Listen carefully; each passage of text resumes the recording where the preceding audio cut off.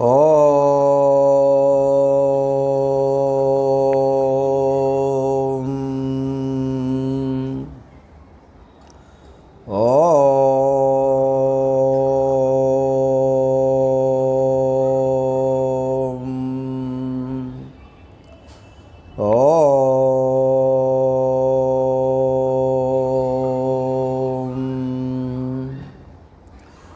ఓం శ్రీ సత్యానంద యోగీంద్ర మరుణాచలవాసినః మౌనీంద్రరమణ పాదాబ్జభృంగం వందే తమన్వహం అరుణశైలగతాశ్రమవాసినం పరమహంసమనంజనమచ్యుతం కరుణయా దదతం వ్యవహారితాం సతతమాత్మని సంస్థితమక్షరే కరుణాపూర్ణసుదబ్ధిః కబలితఘనవిశ్వరూపకిరణావల్యా అరుణాచలపరమాత్మన్ అరుణో భవ చిత్తకంజసువికాసాయ త్వయ్యరుణాచలः సర్వం భూత్వా స్థిత్వా ప్రలీనమేతచ్చిత్రం హృద్యహమిత్యాత్మతయా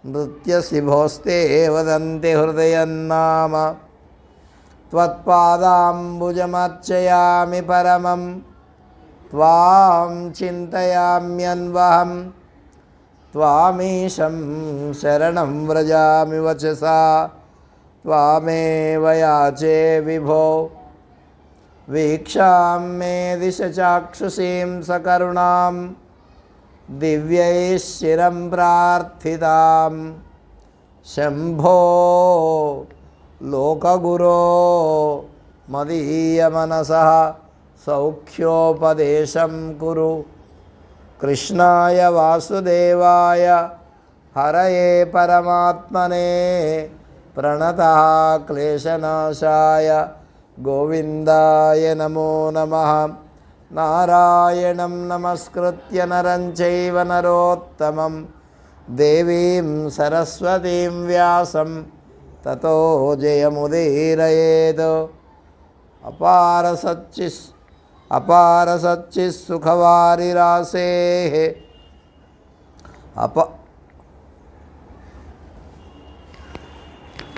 కరిముఖజనకాపార కరుణాసాంద్ర దరహాస వికసితవదన తారకనాథ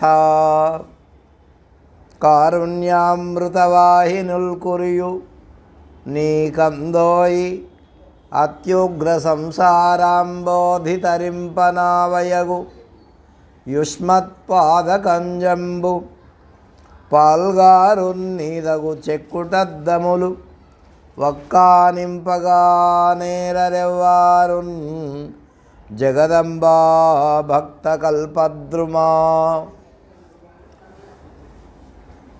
సద్గురుదేవుల చరణారవిందాలకు ప్రణమిల్లుతూ జగత్ మాతాపితరులైన తపస్సు చేసింది పరమేశ్వరుని గురించి. తపస్సుకి ఆయన సంతోషిస్తున్నాడు భగవంతుడు. ఆమె ప్రార్థించింది భగవంతుణ్ణి.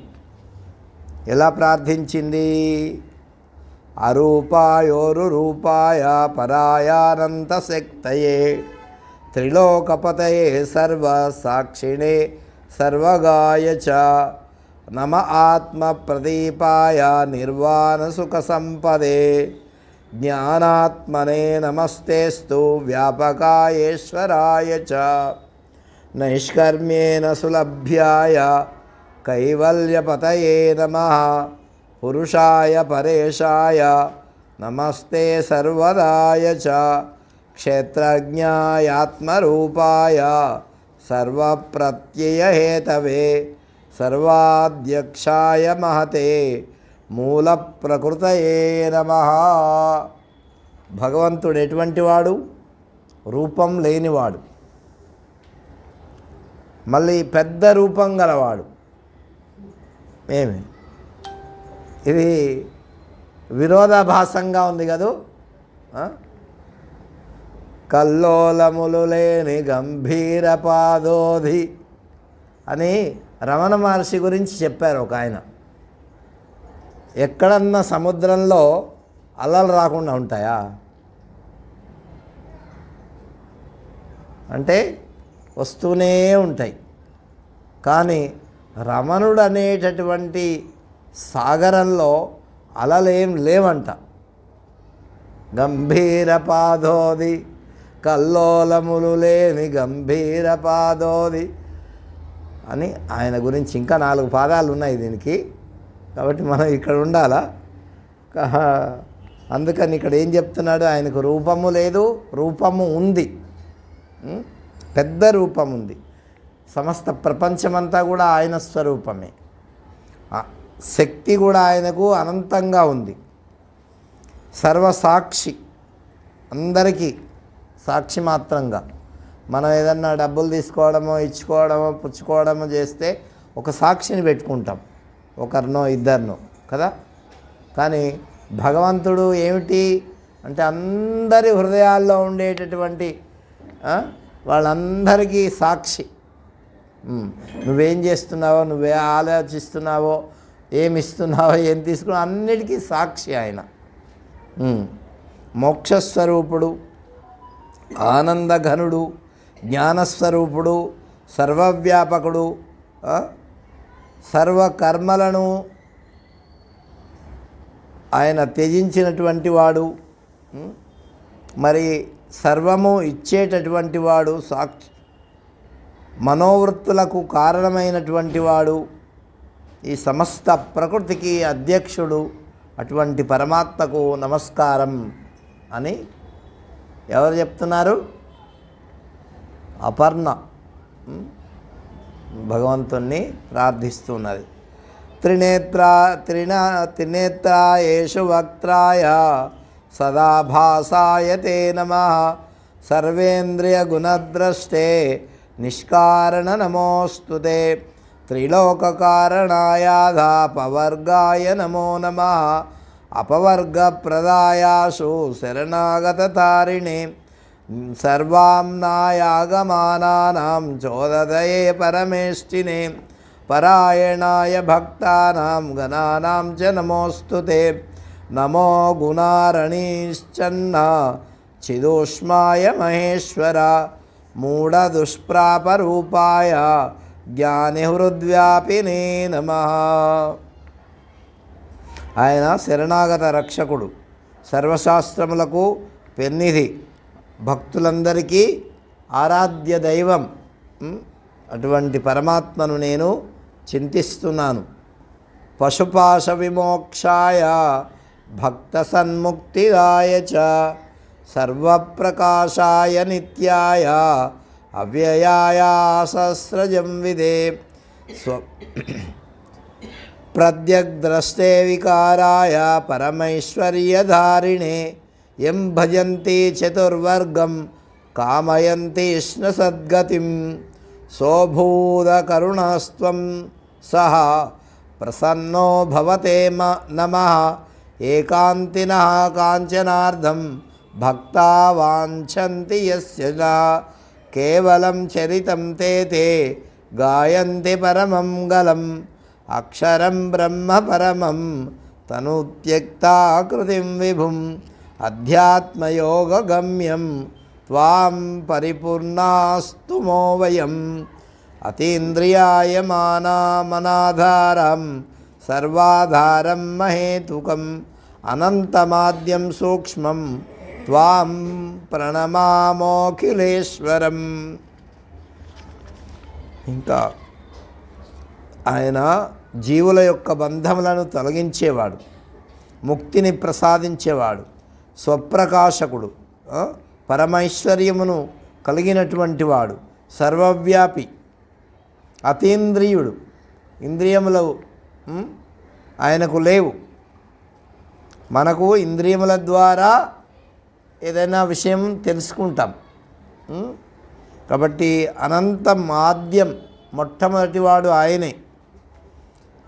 అటువంటి వాడికి నేను నమస్కారం చేస్తున్నాను హర్యాదయోఖిలదేవాస్తదా లోకార్చరాచరా నామరూపవిభేదేన పల్గ్వాచ కలయా కృత యదార్చిషోగ్ని సవితుర్యాంతి నిర్యాంతి చ సకృతో గభస్తయస్తదాయం వై ప్రవాహో గౌనముచ్యతే సత్వం దేవోసురో మర్త్యో నతిర్యగ్విజ ప్రభో న స్త్రీ న షండో న పుమాన్ సదసన్న చ కించన నిషేధశేష సర్వం త్వం విశ్వదృగ్విశ్వపాలకః విశ్వాలయ కృద్విశ్వాత్మా ప్రణతాస్మతమీశ్వరం. భగవంతుడు మరి మనం ఈ లోకంలో చూసేటటువంటి పురుషుడు, స్త్రీ, నపుంసకుడు ఇవన్నీ కొన్ని ఉంటాయి, మనకు కనిపిస్తూ ఉంటాయి. కానీ పరమాత్మతత్వము అలాంటిది ఏమీ కాదు, లింగభేదం లేనటువంటిది. సత్తు అసత్తు కూడా. ఇక్కడ సత్తు అసత్తు చాలా చిత్రమైనటువంటి మాట. అంటే ఇక్కడ ఏ మాట చెప్పినా విచారించదగినటువంటి మాటనే ఇది. ఏంటంటే సత్తు అంటే ఎప్పుడు ఉండేది అని అర్థం. ఎప్పుడు ఉండేది ఆయన భగవంతుడు. ఏమి సరే బాగానే ఉంది. అసత్తు కొంతకాలం ఉండి పోయేది కూడా ఆయనేనంట. అదెట్లాగా? ఇది చాలా మన మనస్సుకి సంశయాత్మకంగా ఉంటుంది. ఎలాగా అంటే ఇప్పుడు చూడండి, పరిణామ సిద్ధాంతంలో ఒక పెద్ద చెట్టు ఉందనుకోండి, అది విచారిస్తే ఎక్కడి నుంచి వచ్చింది? ఒక విత్తనం భూమిలో పడితే చిన్న విత్తనం ఇంతే ఒక పెద్ద మర్రి చెట్టు అయిందనుకోండి, లేకపోతే రావి చెట్టు అయిందనుకోండి. ఎంతో కాలం ఉంది, అది 100, 200, 400 సంవత్సరాలు ఉంది. ఆ తర్వాత ఏదో కారణం చేతనో గాలో ఏదో వచ్చి పడిపోయింది. మొన్న ఇనమడుగులో కూడా చింత చెట్టు మన ఆశ్రమం ముందు ఉండేది, అది గాలికి పడిపోయింది. అది ఎప్పటి నుంచి ఉందో నాకైతే తెలీదు. అది నేను రాకముందు, నేను చూసినప్పటికంటే ముందు నుంచి ఉంది. కాబట్టి పడిపోయింది. పడిన తర్వాత ఏం చేసాం? దాన్ని ముక్కలు ముక్కలుగా తరిగారు. కొన్ని పనికొచ్చేవి ఉంచారు, కోసారు. పనికిరానివన్నీ పొయ్యిలో పెట్టేశారు కదా. పొయ్యిలో పెట్టిన తర్వాత అవన్నీ ఏమైనాయి? బూడిదైపోయినాయి. ఈ ఉండేవి కొన్ని కర్రలు ఏవో ఒకటి కిటికీలో, తలుపులో, బల్లలో ఇవన్నీ చేసుకున్నాం. అవి కొంతకాలం ఉన్నాయి. అవి వాటికి పరిణామం, వాటికి శిథిలత్వం వస్తుందా రాదా? వస్తుంది. వచ్చిన తర్వాత దాంట్లో కూడా తీసేసాం. కొన్ని ఉంచుకున్నాం మంచివి, తక్కినవి పనికిరానివి అన్నీ మళ్ళీ పొయ్యిలో పెట్టాం. మళ్ళీ పైనకి వచ్చేవి కొంతకాలానికి ఏమైనాయి? మళ్ళీ శిథిలమైపోయినాయి. ఇవన్నీ కూడా పొయ్యిలో పెట్టాం. ఏమైనాయి అవి? ఎక్కడి నుంచి వచ్చిందా? చిన్న గింజ నుంచి భూమిలో విత్తనం వేస్తే అంత పెద్ద చెట్టు అయింది. అదంతా భూమి ద్వారానే పరిణామం కలిగింది. ఇప్పుడు తర్వాత లాస్ట్లో చిట్ట చివర ఏమైంది? మళ్ళీ బూడిద అయిపోయింది. ఆ బూడిద ఎక్కడ పోసాం మనం? భూమిలోనే పోసాం. అంటే ఏ స్వరూపంలో పూర్వం ఉండిందో మళ్ళీ ఇప్పుడు ఏమైంది? అది అదే స్వరూపాన్ని, భూమి యొక్క స్వరూపాన్ని, మట్టి యొక్క స్వరూపాన్నే పొందింది. ఇది పరిణామం, ఆ చెట్టు యొక్క పరిణామం. మనము ఆ చెట్టుగా ఉన్నప్పుడు ఏమనుకుంటున్నాము? ఇది చింత చెట్టు, దీని మొదలు, ఇది కాండము, ఇది కొమ్మలు, ఇవి రెమ్మలు, ఇవి చిగుళ్ళు, ఇవి పుల్లలు, అని ఇట్లా రకరకాలుగా అవి కాయలు, పండ్లు, ఇట్లా ఎన్నో రకాలుగా మళ్ళీ దాన్ని మనం అంటున్నాం. కానీ ఇవన్నీ ఉన్నాయా? ఏమి ఉన్నాయి, ఉంటేనే కదా అంటున్నాము. అవి ఉన్నప్పుడు ఆ స్వరూపం అంటే దాంట్లో ఉండేటటువంటి ఏ సత్వం అయితే ఉన్నది, అంటే ఎప్పుడు ఉండేటటువంటి గుణము కొద్దిగా మారింది అంతే తప్ప ఆ యథార్థమైనటువంటి వస్తువు అట్లనే ఉంది కదా. అంటే ఇప్పుడు సత్తుగా ఉండేటటువంటి ఎప్పుడూ ఒకే రకంగా ఉండేటటువంటి పదార్థము ఆయనే. మారినటువంటి పదార్థం ఏమిటి?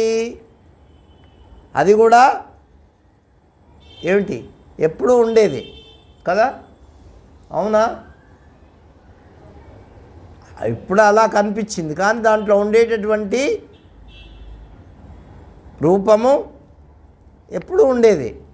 అందుకే సత్తు ఆయనే, అసత్తు మారిపోయేటటువంటి పదార్థము కూడా ఆయనే, అవునా? తేడా ఏదైనా భేదం ఉందా? ఇప్పుడు మనము కాశీకి వెళ్తాం, అక్కడ దశాశ్వమేధ ఘాటులో స్నానం చేస్తాం కదా. 20 ఏళ్ళ నాడు వెళ్ళాం, అక్కడే స్నానం చేశాం. ఇవాళ వెళ్ళాం, అక్కడే స్నానం చేశాం. ఇవాళ ఎవరన్నా అడిగితే ఏం చెప్తాము?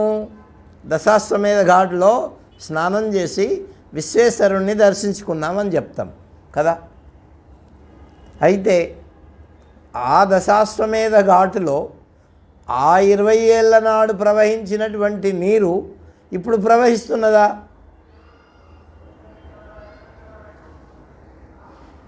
ఏమి అవే నీరు ఉన్నాయా అక్కడ? ఉన్నాయా? ఆ నీళ్ళు లేవు, మళ్ళీ కొత్త నీళ్ళు వచ్చినాయి. అంటే అదే స్థలము, అదే ప్రదేశము, అదే గంగా నది అని పేరు చెప్పుకున్నప్పటికీ ఆ నీరు అవి కాదు. మనం అంటే ప్రవాహ రూపంలో ఉండేటటువంటి ఆ గంగా నది మరి ఇవాళ ఏం చెప్తున్నాము, అప్పుడేం చెప్పాము? ఇది ప్రవాహవత్ సత్యం. ఏం చెప్పారు దీన్ని? ప్రవాహవత్ అంటే అట్లా ప్రవహించేటటువంటి ఈ జగత్తంతా కూడా భగవత్స్వరూపమే అని అన్నప్పుడు మరి ఈ జగత్తు ఎప్పుడు ఉండేది కాదు కదా. ఇది భగవత్స్వరూపం ఎలా అయింది అంటే ఇది ఇలాగా దీని మూలమైనటువంటి తత్వం ఏదైతే ఉన్నదో అది ఎప్పుడు ఉండేదే, అది భగవంతుని యొక్క స్వరూపము. దానితో తయారైంది కాబట్టి ఇది కూడా భగవత్ స్వరూపమే. ఇప్పుడు దీన్ని మైక్ అన్నాము, కానీ ఇది దేంతో తయారైంది? ఇనుముతో తయారైంది కదా. ఇనుముతో తయారైనప్పుడు మనం ఇనుము అంటున్నామా, మైక్ అంటున్నామా? ఏమి? ఇనుము సత్యం ఎప్పుడు ఉండేదే, కానీ ఇప్పుడు మైకు అని అంటున్నాము, ఇది అసత్తు. ఏమిటి అంటే అందుకే దీంట్లో ఉండేటటువంటి మూల పదార్థం ఏదైతే ఉన్నదో అది ఇనుమే. అట్లాగే భగవంతుని ఈ సమస్త జగత్తులో ఉండేటటువంటిదంతా కూడా సత్తు ఆయనే, అసత్తు ఆయనే. ఇప్పుడు అర్థమైందా సత్తు అంటే అసత్తు అంటే? కాబట్టి రెండు అది. కాబట్టి అటువంటి ఎప్పుడు ఉండేటటువంటి పదార్థము భగవంతుడే, పరిణామపేశలలో ఉండేటటువంటి మూలమైనటువంటి పదార్థము కూడా భగవంతుడే.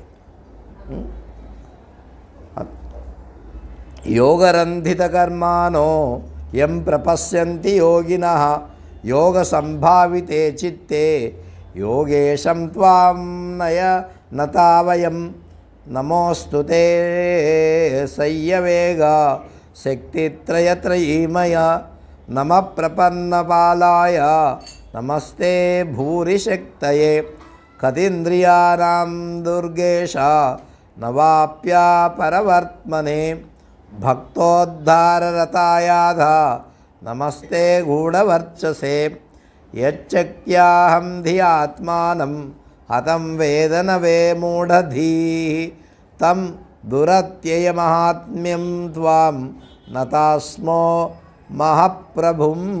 అయ్యా, నీ యొక్క ప్రభావాన్ని మేము ఎవ్వరము తెలుసుకోలేము అని చెప్పేసేసి మరి వాళ్ళు అమ్మవారు భగవంతుని యొక్క మహిమను అపారంగా ఇట్లా కీర్తించినారు. ఆ తర్వాత బ్రహ్మాది దేవతలు కూడా భగవంతుణ్ణి కీర్తించినారు. ఆ తర్వాత భగవంతుడు కృష్ణ పరమాత్మ శంకర భగవానుడు ఆ సతీదేవి ముందు ప్రత్యక్షమైనాడు. ఆమె గొప్ప తపస్సు చేస్తున్నది కదా. అప్పుడు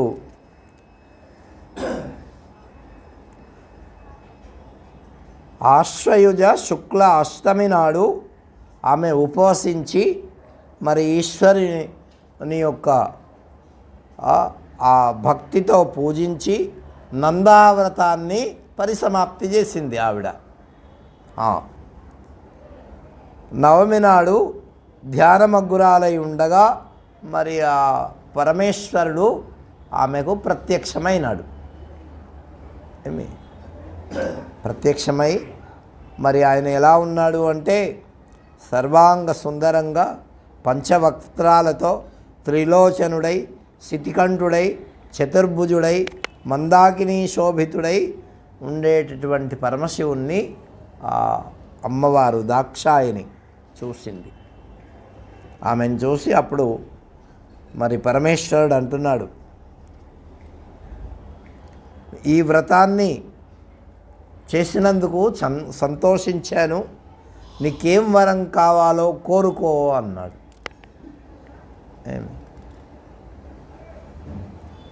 మరి ఆ భగవంతుడు ఎప్పుడైతే ప్రత్యక్షమైనాడో ఆమె కంఠము గద్గదమైపోయింది, మాట్లాడలేకపోతున్నది. అందుకే అంటే ఎక్కడైతే ప్రేమ ఉంటుందో అక్కడ ఎవరన్నా అకస్మాత్తుగా మనకు కనిపిస్తే మన యొక్క గొంతు పెగలదు.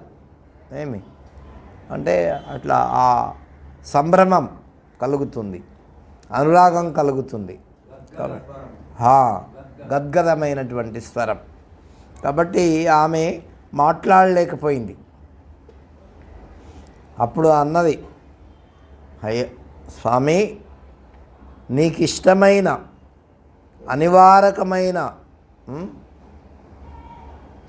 నా మనస్సులో ఉండే కోరిక నీకు తెలుసు, ఆ వరాన్ని ఇవ్వు అన్నది ఆమె. అప్పుడు ఆమె యొక్క మాటను విని వృషభధ్వజుడు మరి పరమేశ్వరుడు సంతోషపడి అట్లాగే అని ఆశీర్వదించాడు. అప్పుడు మాట్లాడలేక ఆమె మరి భగవంతుని యొక్క అనుగ్రహాన్ని పొంది అయితే ఆమె ఏమన్నదంటే, మా అమ్మా నాన్నల యొక్క అనుమతితో నన్ను వివాహం చేసుకోవాలి అన్నది. ఏమన్నది? ఇప్పుడు వాళ్ళైతే అట్లా ఉన్నారా? తనంతట తానుగా అంటే పూర్వము వాళ్ళ యొక్క అనుమతితో ఎన్నుకునేవాళ్ళు, అందుకే స్వయంవరాలు పెట్టేవాళ్ళు. కానీ ఇక్కడ ఆమె కూడా అలాగే మరి చెప్పింది. అప్పుడు వెంటనే ఆయన అలాగే అని చెప్పేసేసి హిమాలయ ప్రాంతాలకు వెళ్ళాడు. అప్పుడు ధ్యానమగ్నుడయ్యాడు. బ్రహ్మదేవుడు వచ్చాడు ఎవరి దగ్గరికి? పరమేశ్వరుడి దగ్గరికి. ఆయన విషయం తెలుసుకున్నాడు. మరి ఆ సతీదేవికి ఇచ్చినటువంటి వరాన్ని నిజం చెయ్యాలా అని చెప్పేసేసి మధ్యవర్తిగా ఆ బ్రహ్మదేవుడు దక్షుడి దగ్గరికి వెళ్ళాడు. మాట్లాడాడు, అన్నీ మాట్లాడి చెప్పిన తర్వాత అంతకంటే మాకు భాగ్యమేమున్నది అని చెప్పి వాళ్ళు సంతోషించి ఇంకా ఆ పెళ్ళికి చాలామంది దేవతలు వచ్చారట. ఏంటి, సప్తర్షులు,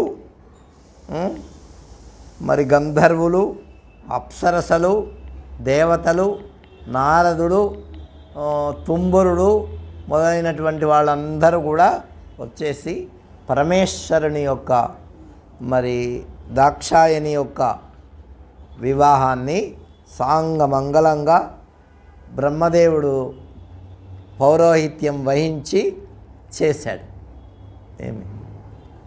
మరి విష్ణుమూర్తి కూడా వేంచేశాడు. అద్భుతమైనటువంటి వారిని చూసి అందరూ నమస్కరించి వారి వారి స్థానాలకు వెళ్ళిపోయారు. మరి పరమేశ్వరుడితో కూడా సతీ సహితుడై పరమేశ్వరుడు కైలాసానికి వెళ్ళాడు. కైలాసానికి వెళ్ళి అక్కడ విహారం చేస్తూ ఉన్నారు. అక్కడ ఉండేటటువంటి విచిత్రమైనటువంటి చెట్లను, వృక్షములను, సరస్సులను అన్నింటినీ చూస్తూ ఉన్నారు. అప్పుడు మరి భగవంతుని యొక్క దృష్టి చేతనే గొప్పవైనటువంటి 4 మేఘాలు సృష్టించాడు. సంవర్తకము, ఆవర్తకము, పుష్పకము, ద్రోణము అనేటటువంటి మేఘాలను సృష్టించి ఇవి ప్రళయకాలంలో బ్రహ్మాండమైనటువంటి వర్షాన్ని కురిపిస్తాయి. ఈ సమస్త భూమండలం అంతా కూడా జలమయమైపోతుంది. అప్పుడు ఈ భూమికి ప్రళయం వస్తుంది. ఈ జంతుజాలమంతా కూడా దాంట్లో కలిసిపోతుంది అని చెప్పాడు. ఆ తర్వాత త్రయోదశి ఉత్తరా నక్షత్రము నాడు చైత్రశుద్ధ త్రయోదశి, చైత్ర శుక్ల త్రయోదశి ఉత్తరా నక్షత్రంలో ఎవరైతే భగవంతుణ్ణి పూజిస్తారో వాళ్ళ యొక్క అభీష్టాలన్నీ భగవంతుడు ఆ పరమేశ్వరుడు నెరవేరుస్తాడు అని అమ్మవారికి అలాగే జరిగింది అని చెప్పారు.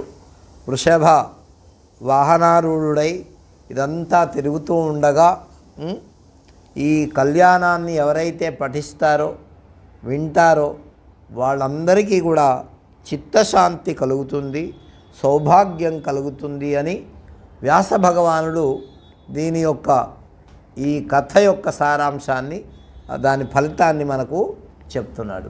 మహాభారతంలో కూడా కొన్ని పర్వాలకు వింటే వాటికి ఏమి ఫలితం కలుగుతుందో దాంట్లో చెప్పాడు. కాబట్టి ఎవరైనా బాగా కష్టపడుతూ ఉన్నారనుకోండి, ఇక వాళ్ళు అటు కాకుండా ఇటు కాకుండా ఉన్నారనుకోండి, చాలా బాధపడుతున్నారు, మరి పెద్దవాళ్ళు అయిపోయారు. అటువంటి వాళ్లకు గజేంద్ర మోక్షణం వాళ్ళకు వినిపిస్తే ఈ శరీరము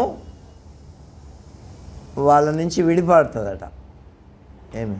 చాలా అట్లా ఒక్కొక్క స్కందానికి, ఒక్కొక్క పర్వానికి ఒక్కొక్క ఫలితము చెప్పి ఉన్నారు. కాబట్టి ఇలా భగవంతుడు మరి సతీదేవి తిరుగుతూ ఉండగా ఒక చోట హిమవంతుని యొక్క సానువుల్లో తిరుగుతూ ఉంటే పరమేశ్వరుడు అన్నాడు, ఇదిగో ఈ హిమవత్ పర్వత ప్రాంతంలో ఎన్నో గుహలు ఉన్నాయి. ఆ గుహల్లో ఎంతోమంది మహోదారులు, పరమశాంతులు, తపోధనులు, మునులు, యతులు మరి బసలు ఏర్పాటు చేసుకొని ఇక్కడ నా కోసం తపస్సు చేస్తూ ఉంటారు అని చెప్పాడు. ఆ స్ఫటిక స్వర్ణమయమైనటువంటి ఆ కాంతులను చూపిస్తూ ఇలా చెప్పేసరికి మరి అమ్మవారికి ఒక శంక కలిగింది. ఏమిటి? ఇంద్ర, కుబేర, యమ, వరుణ, అగ్ని, నిరుతి, వాయు, ఈశానులు వాళ్ళందరి రాజధానులు కూడా ఇగో ఈ ప్రాంతాల్లో ఉన్నాయి అని చెప్పి భగవంతుడు ఆయన పరమేశ్వరుడు చెప్పేసరికి ఆమెకు ఒక శంక. వాళ్ళు అట్లా తిరుగుతూ ఉండగా 10,000 సంవత్సరాలు గడిచిందట. ఏమి? నివృత్తి భావంతో భగవంతుణ్ణి సేవించేటటువంటి వాళ్ళు ఎంతోమంది కనిపించారట. సతీదేవి వాళ్ళందరినీ చూసింది, మునీశ్వర్లను. ఆ మునీశ్వర్లను చూసి అడిగింది, వీళ్ళందరూ ఎందుకోసం చేస్తున్నారు అంటే, నువ్వెందుకు చేసినావు? మరి నిన్ను పొందడానికి. వాళ్ళు కూడా అలాగే నాలో ఐక్యం అవ్వడానికి తపస్సు చేస్తున్నారు, నా యొక్క తత్వాన్ని తెలుసుకోవడం కోసం తపస్సు చేస్తున్నారు. జీవుడు ఏ తత్వాన్ని తెలుసుకుంటే శీఘ్రంగా ఈ సంసార సముద్రం దాటగలుగుతారో అటువంటి మోక్షోపాయాన్ని మరి నాకు కూడా చెప్పండి అని ఆమె ప్రార్థించింది. ఎవరు? దాక్షాయిని అమ్మవారు. పరమశివుడు అన్నాడు, దాక్షాయిని నువ్వు చాలా మంచి ప్రశ్న వేశావు. మనం అడిగేది కూడా ఎలా ఉండాలి అంటే, మనకు 10గురికి ఉపయోగపడేటటువంటిదిగా ఉండాలి. ఏదో నోటికొచ్చింది అడగడం, నోటికొచ్చింది వాగడం అది కాదు. అందుకే ఆమె ప్రశ్నించినటువంటి ఆ ప్రశ్నను పరమశివుడు మెచ్చుకుంటున్నాడు. ఒక పని చేస్తే అది మెచ్చుకునేటట్టుగా ఉండాలి. కాబట్టి మంచి ప్రశ్న అడిగావు. పరతత్వం అంటే విజ్ఞానం. ఆ విజ్ఞానం ఉదయించిందా, జ్ఞాని మనస్సులో నేనే బ్రహ్మను అనేటటువంటి జ్ఞానం కలుగుతుంది. ఆ స్మృతి కలగడం చాలా దుర్లభం, ఎవరికో కానీ కలగదు. దానికి మరి అలా కలగడానికి కారణం ఏమిటి అంటే, నాయందు భక్తి ఉండడమే. ఏమంటున్నాడు? నాయందలి భక్తియే జ్ఞానం పుట్టడానికి కారణం. భక్తి ఉంటే ఈ జ్ఞానము వస్తుంది, వైరాగ్యము వస్తుంది, ప్రేమ కలుగుతుంది. అది అయితే ఈ భక్తుల విషయంలో భక్తి లేని వాడికి జ్ఞానం కలగదు. ఎవరికైనా సరే వాళ్ళు భక్తుల విషయంలో తారతమ్యాలు లేవు. కుల, మత, జాతి, వర్ణ, లింగ భేదాలు లేవు. ఎవరైనా ఈ భక్తి చేయవచ్చు. భక్తి సగుణము, నిర్గుణము అని 2 ఉన్నాయి. ఏమున్నాయి? సగుణము, నిర్గుణము. సహజంగా హృదయంలో పుట్టేటటువంటి ఆ ప్రేమ భావము, ఆ భక్తి గొప్పది. కోరికలతో పుట్టినటువంటి భక్తి అది గౌణము. ఇప్పుడు ఒకటి కావాలని ఒకరిని ఆశ్రయించడం. ఇప్పుడు అమ్మ ఉన్నదనుకోండి, బిడ్డల మీద ఏదన్నా కావాలి అనేటటువంటి ఉద్దేశ్యంతో సాకుతుందా అంటే, ఏ కారణం లేకుండానే సహజంగా అమ్మ వాళ్ళ మీద ప్రేమ చూపిస్తుంది. ఇక ఈమె ముసలైన తర్వాత ఎప్పుడో అప్పుడు అనుకుంటుంది నాకు సేవ చేస్తే బాగుండును అని. కానీ అంతవరకు తన శక్తి సామర్థ్యములు ఉన్నంత వరకు ఏం చేస్తుంది ఆమె? వీడికే చేసి పెడుతుంది. ఎన్ని కష్టాలైనా కనిపించినా వీడికే పెడుతుంది. అట్లా అంటే కోరకుండా భగవంతుని గురించి భక్తి చేయడం శ్రేష్టం. మన యొక్క మనస్సులో ఉండేటటువంటి మాలిన్యాలన్నీ కూడా ధ్వంసమైపోతాయి. అదే కోరికతో చేస్తే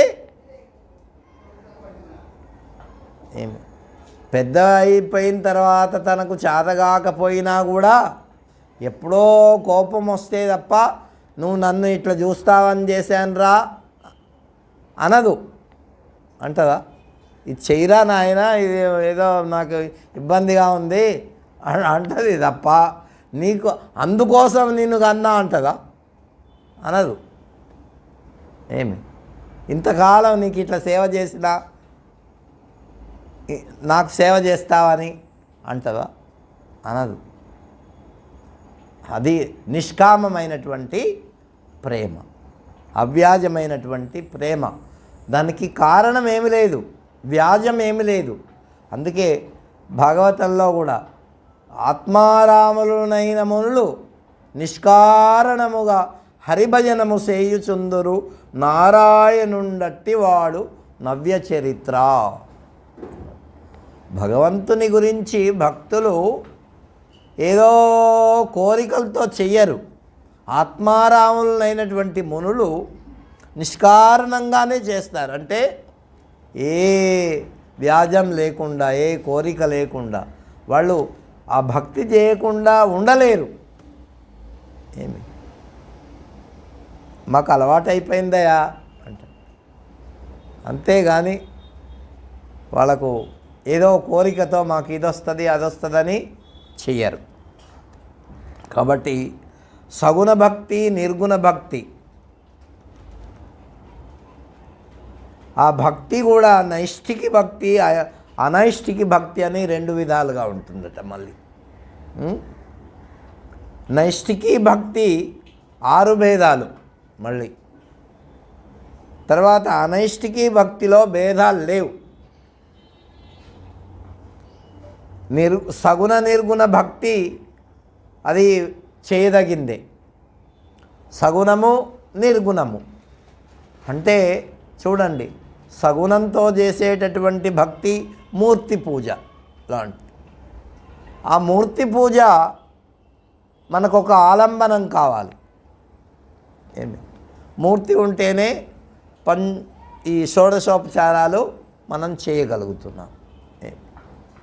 మరి దానికి పెద్దవాళ్ళు ఏం చెప్పారంటే, ఒక బీర చెట్టో కాకర చెట్టో తీగ దానికి పారాలంటే పందిరికి దానికి ఏం కావాలా? అది చిన్నగా ఉట్టి తీగలు కింద పారితే అది బాగా కాయదు. దానికి ఒక పందిరేసి అది పైకి ఎక్కాలంటే మరి ఒక పొరక పెట్టాల కదా. ఒక తీగ అన్న ఏదో ఒకటి దానికి పెడితే ఆ పైన పందిరికి పారి అది మంచిగా పళ్ళు కాయలు కాస్తుంది. ఎన్నో కాయలు కాస్తుంది దానికి మంచిగా సేవ అట్లా చేస్తే. అది కానీ చెయ్యకపోతే అది భూమి మీద పడి ఏదో తొక్కి చేసా అది అన్ని కాయలు ఏదన్నా ఒకటి పుష్పం అలా వస్తుందేమో కానీ కాయలు కాయవు. ఏమి అట్లా మన యొక్క మనస్సు అనేటటువంటి తీగకు ఈ ఆలంబనం అనేటటువంటిది ఒకటి ఉండాలి. ఏమి అదే మూర్తి పూజ. ఏమన్నారు దాన్ని? మూర్తి పూజ. మూర్తి పూజ అలా చేస్తూ చేస్తూ కొంతకాలానికి వాడు అమూర్తి పూజ మనస్సులో భగవంతుని గురించి చింతిస్తూ చేస్తాడు. అట్లా ఇప్పుడు ధ్యానం జపం చేసుకుంటున్నాం అనుకోండి, శంకరుడు అనేసరికి జటాజూటము, గంగమ్మ, త్రిశూలము, నాగుబాము, మరి వృషభము, ఆయన వాహనము, ఇవన్నీ మనకు కనిపిస్తాయి. రాముడు అనేసరికి కోదండం పట్టుకొని ఉన్నటువంటి వాడు. కృష్ణుడు అనేసరికి పిల్లను గ్రోవి పట్టుకొని ఉండేటటువంటి స్వరూపము మన మనస్సులోకి వస్తుంది. మనం అట్లా ఇది సగుణ భక్తి. త్యాగరాజస్వామి వారు కూడా ఎంతో కాలం సగుణ భక్తినే చేశారు. ఆయన ఆ మూర్తిని పూజ చేసి ఆయన మరి దాంట్లో మగ్నమైపోయినాడు. వాళ్ళ అన్న ఎంతసేపటికి దీన్ని పట్టుకొని ఉంటావు అని చెప్పి కోపం వచ్చి ఆ కావేరీ నదిలో ఆ విగ్రహాలను పారేస్తాడు. మళ్ళీ అప్పుడు కూడా ఆయన గానం ద్వారానే భగవంతుణ్ణి వేడుకుంటాడు.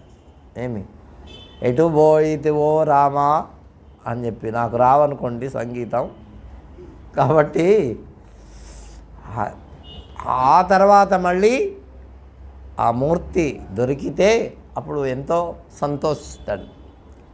రోజు పూజ అర్చన అంటే మూర్తి అనేటటువంటిది మనకు ఒక ఆలంబనం, ఒక ఇగో ఫలాని వాళ్ళు ఇట్లా ఉంటారు అని. ఇది కాకుండా జపము, ధ్యానము మొదలైనటువంటి వాళ్ళు చేసే వాళ్ళు ఉంటారు కదా, వాళ్ళు ఇట్లా మనం పూజ చేసినట్టు వాళ్ళు చెయ్యరు. భగవంతుణ్ణి మనస్సులో ధ్యానిస్తారు. అక్కడ కూడా ఆ స్వరూపం కనిపిస్తుంది వాళ్ళకు. తర్వాత నిర్గుణం వెళ్ళి వాళ్ళు అక్కడ ఆ మనస్సు లయమైపోతుంది.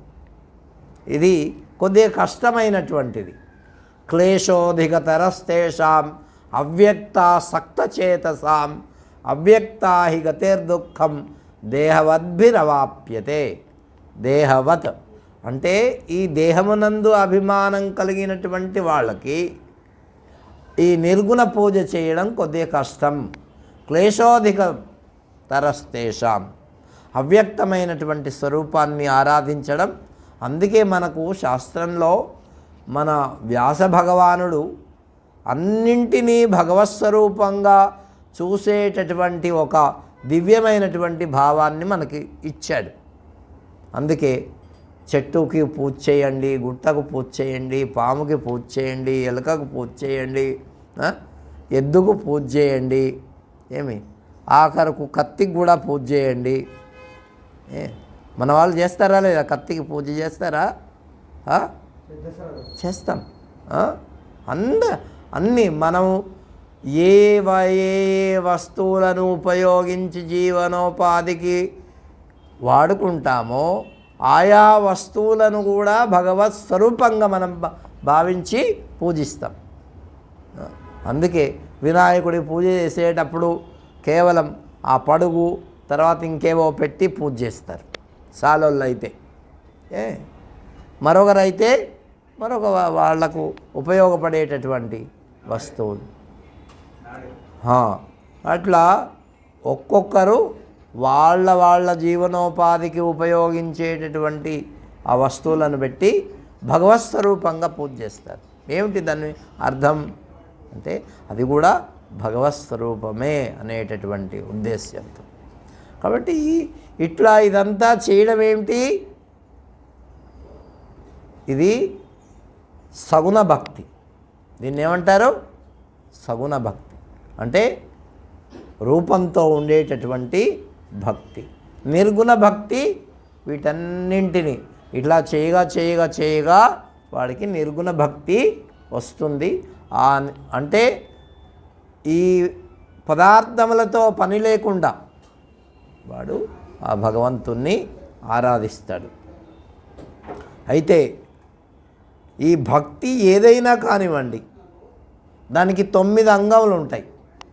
నువ్వు నిర్గుణ భక్తి చెయ్యి లేదా సగుణ భక్తి చెయ్యి.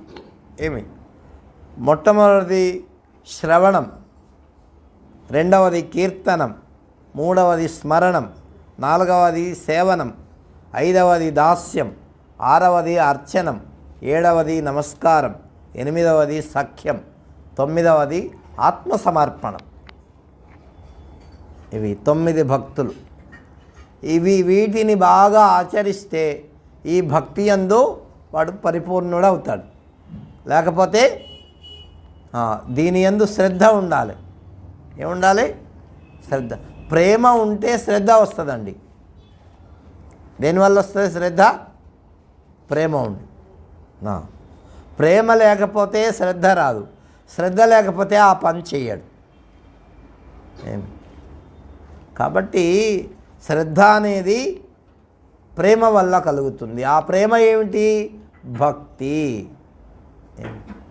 దాన్నే మన చిన్న పిల్లలు ఉన్నారనుకోండి, వాళ్ళ మీద మనకు శ్రద్ధ ఉన్నది అంటే వాళ్ళ మీద మనకు ప్రేమ ఉన్నది అని అర్థం. వాళ్ళని పాటు లేకుండా వాళ్ళని చూసుకుంటాం. ఇక్కడికి వచ్చారనుకోండి, ఎవరన్నా అంబాడే పిల్లలు, చిన్న నడిచే పిల్లలు ఆ మెట్ల మీద నుంచి కిందికి పోతున్నారంటే వాళ్ళమ్మ వెంటనే పట్టుకుంటుంది. ఎక్కడ పడిపోతాడో, ఎక్కడికి పోతాడో తెలియదు కదా. అంటే వాళ్ళ మీద ఎక్కడో ఉన్నప్పటికీ వాళ్ళ దృష్టి అట్లా. భగవంతుని యందు కూడా వీడు ఏ పని చేసుకుంటూ ఉన్నా అటువంటి దృష్టి, అది భక్తి అంటారు దాన్ని. కాబట్టి భక్తి ఈ 9 విధాలైనటువంటి భక్తులు. ఇంకా వీటికి అనేకములైనటువంటి ఉపాంగములు ఉన్నాయి. ఆ ఉపాంగముల్లో అన్నీ కూడా దీంట్లోనే వస్తాయి. ఇప్పుడు భగవంతుని యొక్క కథలు వినాల. శ్రవణం అనేది మీకు శ్రద్ధ ఉన్నదనుకో, అంటే దాని మీద ప్రేమ ఉంటేనే మీరంతా కూడా ఇక్కడికి వచ్చినారు కదా. ఇదే శ్రద్ధ అవుతుంది. అప్పుడు శ్రద్ధ ఉంటేనే, అంటే ప్రేమ ఉంటేనే శ్రద్ధ కలుగుతుంది. శ్రద్ధ కలిగితేనే ఈ శ్రవణం అనేటటువంటిది చేస్తాము. మరి శ్రవణం చేయాలంటే ఏం చేయాలా అంటే ఎక్కడి నుంచో రావాలా, కాళ్ళకు పని చెప్పాలి కదా. అవునా? ఇది ఉపాంగం అన్నమాట. దీన్ని ఏమంటారు? ఉపాంగం. శ్రవణము ప్రధానమైనటువంటిది. దానికి ఉపాంగము ఏమిటి? ఇప్పుడు అక్కడి నుంచి నడవడం చేత కాలేదు, ఏదో ఒక ట్యాక్సీ తీసుకొని వచ్చాము లేదా బస్సులో వచ్చాము, అది కూడా ఉపాంగం మనకి. అంటే రావడానికి సాధనములు. కాబట్టి శరీరం సహకరించలేదు, కూర్చున్నాము, కూర్చుంటే సహకరించలేదు, ఇంకేదో కావాలి. శ్రవణం మీద ఆసక్తి ఉంది కాబట్టి ఏదైనా కుర్చీ వేసుకున్నాము, ఇది కూడా ఉపాంగం. అట్లా ఉపాంగములు అనేకముంటాయి. కాబట్టి అది చెప్తున్నారు. భగవంతుని కథలను శ్రద్ధాభక్తులతో వినడం శ్రవణం. కాబట్టి ఈ శ్రవణాన్ని విని పరీక్షిత్ మహారాజు మోక్షాన్ని పొందాడు. ఆయనకి ఆకలి దప్పుల మీద దృష్టి లేదట. రాత్రింబవళ్ళు ఆయన విన్నాడు. అట్లా చెప్పే గురువుగారు కూడా ఆయనకి దొరికాడు, సుఖయోగీంద్రుడు. కాబట్టి అట్లా ఆయన ఈహమానే హరులందు కరులందు అంతిపురములందు, ఆయనకు కోరిక వాటి మీద ఏం కలగలేదట. హరులు అంటే గుర్రాలు, ఏనుగులు, అంతిపురములు అంటే అంతఃపురాలు మొదలైనటువంటి వాటి మీద ఆయనకు ఈహమానే. ఏం మానేడు?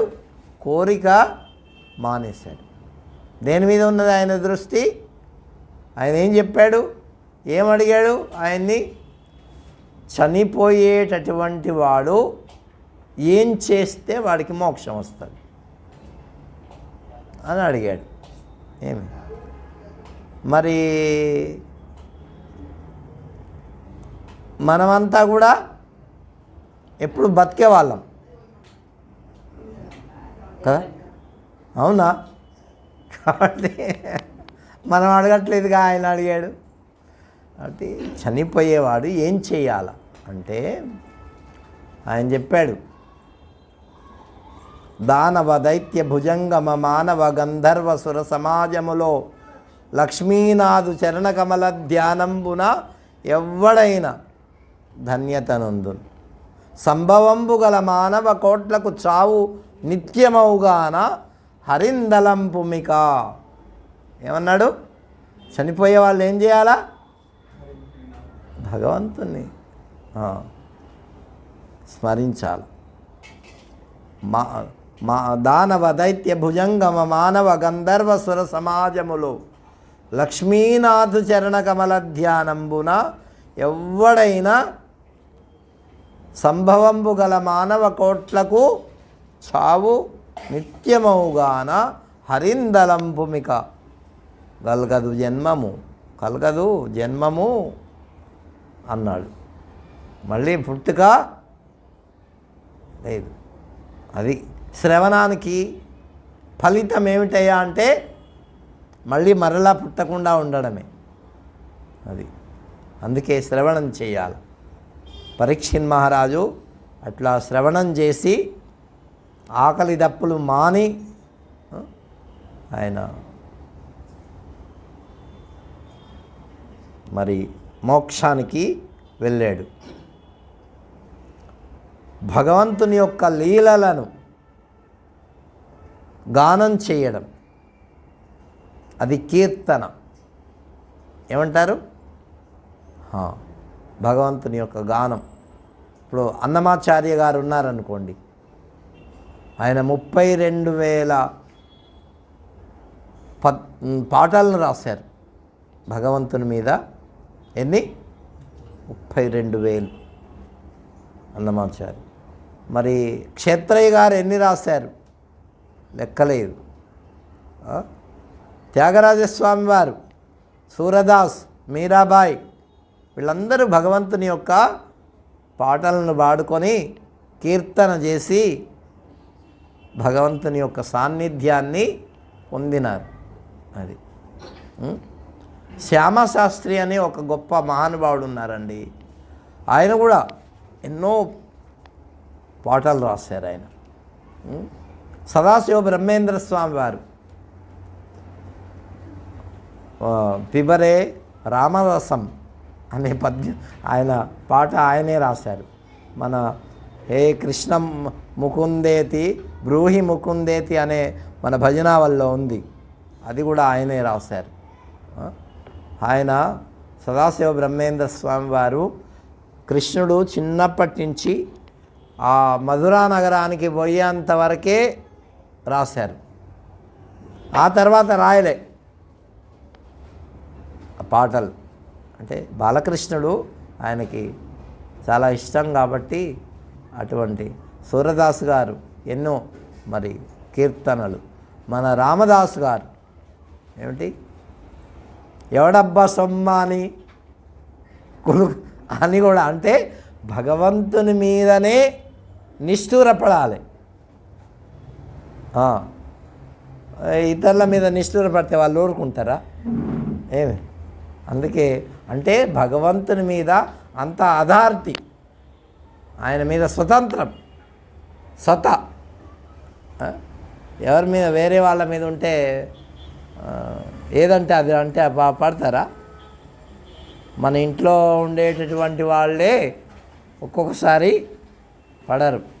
ఏమి? అందుకని భగవంతుని మీద అట్లా ఉండి వాడు అంటే మరి అది కూడా ఒక భక్తి వల్లనే ఆయన అన్నాడు, నీకు ఇట్లా చేయించాను అట్లా చేయించాను అన్నాడు. 10,000 వరహాలు పెట్టి సీతమ్మ వారికి చింతాకు పథకం చేయించాడు ఆయన. కాబట్టి ఇట్లా లక్ష్మణస్వామికి చేయించాడట. అంత పెద్ద దేవాలయం కట్టించాడు. మరి ఆయన్ని తీరా చూస్తే జైల్లో పెట్టించాడు ఆయన. మరి జైల్లో పెడితే మరి అనకుండా ఎందుకు ఉంటాడు? ఎట్లుంటాడు భక్తుడు? ఆయన మీద స్వతంత్రం ఆయన విడిపించాడు.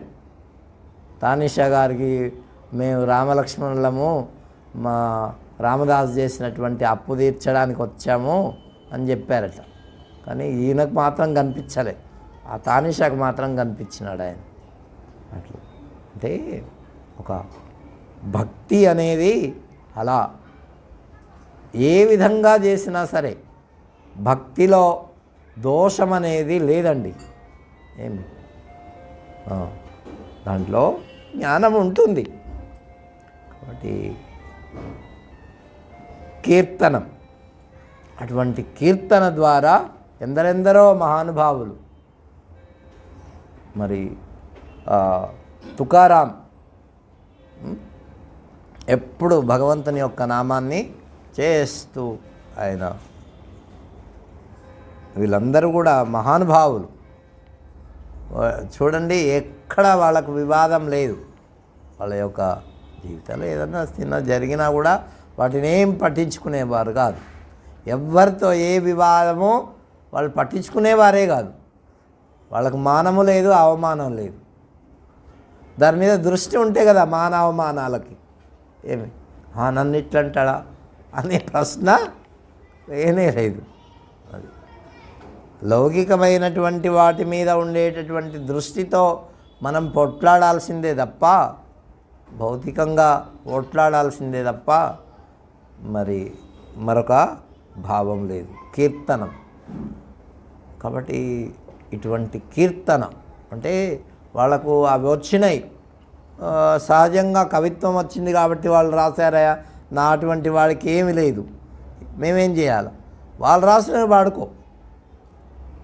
ఏమి భగవంతుని యొక్క నామస్మరణ చెయ్యి. అది అట్లా కీర్తన వల్ల ఏమొస్తుంది? ముక్తి. తర్వాత సర్వవ్యాపకుడైనటువంటి ఆ భగవంతుణ్ణి నిత్యము సర్వత్రా దర్శించి ఈ లోకంలో నిర్భయంగా తిరగడం స్మరణ. ఆయన్ని స్మరిస్తూ ఎక్కడికైనా, స్మరణ అంటే నిత్యం నిరంతరం ఆయన్ని స్మరించడం. ఏది చూసినా ఆయన స్మరణ జ్ఞాపకం రావాలి. నువ్వు ఈ పుష్పాన్ని చూడు, ఎంత బాగా తయారు చేశాడు భగవంతుడు. ఆఖరుకు ఆ గడ్డిపోచ, గరికె, అది తయారు చేసినటువంటి ఆయన ఎలా అది పాకుతున్నది, దానికి ఎంత కోమలమైనటువంటి ఆకులు వస్తున్నాయి చూడండి. అది ఒక్కచోట ఇంత ఉంటే గరికె అది పాకుతూ ఉంటుంది, విస్తరిస్తుంది. దాని స్వభావం. భగవంతుడు కూడా అలా విస్తరించి ఉంటాడట. కాండాత్ కాండాత్ ప్రరోహంతి, ఒక్కొక్క కాండం నుంచి అది పెరుగుతూ ఉంటుందట. అట్లా సహస్రేణ శతేనచ, వేలాదిగా వందలాదిగా దానికి వస్తూనే ఉంటాయి.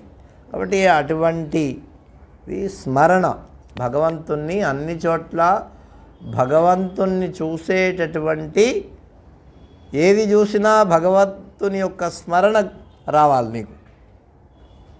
ఏమి ఎవరిని చూసినా వాళ్ళ యందు ఉండేటటువంటి గొప్పతనాన్ని చూసి ఇది భగవంతునిది కదా అనేటటువంటి ఒక్కొక్కరికి ఒక్కొక్క విశేషం ఉంటుంది. కాబట్టి అదంతా భగవంతుని దర్శనం, అట్లా స్మరణ రావాలి. ఇంకా సూర్యోదయం మొదలు సూర్యాస్తమయం వరకు ఏది చేస్తూ ఉన్నా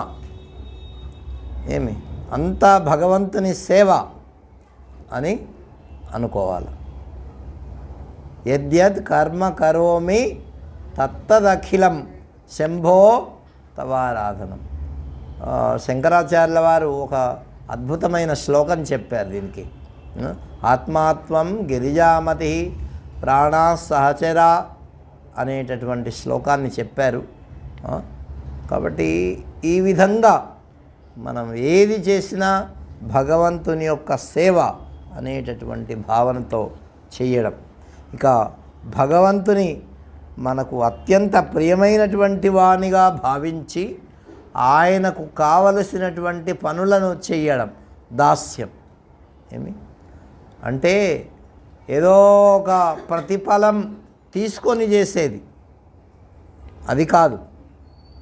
ఏమి అంటే ఇప్పుడు కొంతమంది దగ్గర సేవకు ఉంటారు, వాళ్ళు ఎంతో కొంత ఇస్తే 10,000 20,000 వస్తే వాళ్ళు ఒక నెల రోజులకి వాళ్ళు పని చేస్తారు, అక్కడ ఉంటారు. మా నెల్లూరులో ఒక ఆయన ఉన్నాడు, ఆయన దగ్గర ఏమి కొద్దిగా ఆరోగ్యము ఎప్పుడో ఇప్పుడు బాగానే ఉన్నాడు, అయినా కూడా ఆయన ఒక మనిషిని పెట్టుకున్నాడు. ఆయన ఎక్కడికి పోతే అక్కడికి తీసిపోతుంటాడు. ఇంట్లో ఉన్నా అట్లా కూర్చొని ఉండాలి అంతే, ఒక ఆయన ఉండాలి. కాబట్టి ఆయనకి 20,000 ఇస్తాడు నెలకు. ఎంత? అది ప్రతిఫలాపేక్షతో చేసేది. అది ఇక భగవంతునికి చేసేది ప్రతిఫలాపేక్ష లేకుండా చేసేది దాస్యం. ఏమి కాబట్టి భగవంతునికి దాసభక్తి, అది దాస్యం అంటారు దాన్ని. ఇక అర్చన ఏంటి? 6వది పాద్యం. అంటే ఈ షోడశోపచారాలు మనం రోజు చేస్తుంటాం కదా, వాటితో కూడినటువంటిది అర్చన. ఇంకా సాష్టాంగంగా నమస్కారం చేయడం, అది వందనం. ఏమి భగవంతునికి మాటి మాటికి నమస్కారం చేయడం. ఎక్కడ చూసినా ఏదో ఒక భగవంతుని యొక్క స్వరూపాన్ని మనం దర్శించినట్టు మనం అందుకే అన్నీ గౌరవప్రదములే. ఆఖరకు చీపురును కూడా మనం పొరపాటున కాలు తగిలితే ఏం చేస్తాం? మొక్కుతామా లేదా? ఇది మన హైందవ సిద్ధాంతంలోనే ఉంది, వేరే వాడు ఎవడు మొక్కడు. అంటే మనకు అలాంటి ఒక చిత్తవృత్తి తయారు చేసినారు. కాబట్టి వందనం. ఇక సఖ్యం, భగవంతునితో మిత్రత్వం చేయడం. ఆయనే నాకు అన్నీ. అట్లా మిత్రత్వం చేసినటువంటి వాళ్ళలో మరి ప్రధానమైనటువంటి వాడు అర్జునుడు. కాబట్టి అట్లా సఖ్యం. ఈ దేహం మొదలైనటువంటివన్నీ కూడా భగవంతునికి అర్పించడం. ఇది తన మనస్సును, చిత్తాన్ని, బుద్ధిని అన్నింటినీ అర్పించి వాడు ఉండడం, ఇది ఆత్మార్పణం. ఏమి అట్లా వాడు చేయడం, ఇది ఏమిటి? నవవిధ భక్తులు అంటారు వీటిని. ఈ నవవిధ భక్తుల ద్వారా వాడు పొందేటటువంటిది ఏంటి? మోక్షమే. వాడి యొక్క చిత్త వృత్తి అంతా కూడా కల్మషమంతా పోయి తన సంకల్పాల్లో ఏమి లేకుండా భగవంతుని కోసం అర్పిస్తున్నాను అనేటటువంటి దృఢమైన భావం వచ్చి వాడికి చిత్తవృత్తి స్థిరమైపోతుంది. ఇక ఆ స్థిరమైనటువంటి చిత్తవృత్తిలో ఏంటి? సంకల్ప వికల్పాలు రావు. సంకల్ప వికల్పాలు రాకుండా ఉండడమే మోక్షం. అర్థమైందా? ఇంకా వేరే మోక్షం అవసరంలే, ఇదే మోక్షం. కాబట్టి మనకు సమయం కావస్తున్నది, తక్కింది రేపు తెలుసుకుందాం. శ్రీరామ జయ రామ జయ జయ రామ.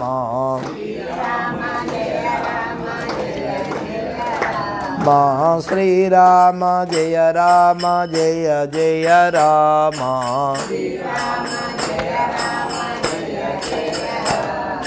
శ్రీరామ జయ రామ జయ జయ రామ.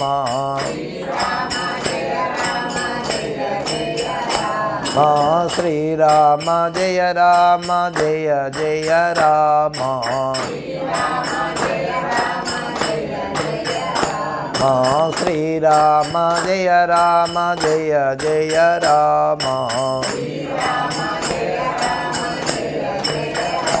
మా శ్రీరామ జయ రామ జయ జయ రామ. ఓం శ్రీరామ జయ రామ జయ జయ రామ. శ్రీరామ జయ రామ జయ జయ రామ. ఓం శ్రీరామ్ జయ రామ్ జయ జయ రామ్. ఓం శ్రీరామ్ జయ రామ్ జయ జయ రామ్. శ్రీరామ్ జయ రామ్ జయ జయ రామ్. ఓం శ్రీరామ్ జయ రామ్ జయ జయ రామ్. జయ రాజా రామచంద్ర భగవాన్ की, सीता माई की, पवन सुत हनुमान की, गोपाल कृष्ण भगवान की, तारकेश्वर भगवान की, जगदम्बा माई की, सद्गुरु सत्य भगवान की.